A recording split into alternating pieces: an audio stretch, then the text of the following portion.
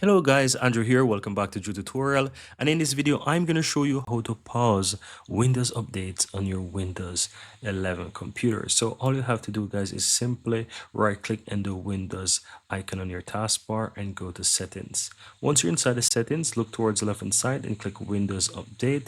And you want to look for where it says pause updates. If you look towards the right hand side, you will see that you have the option to pause for a week.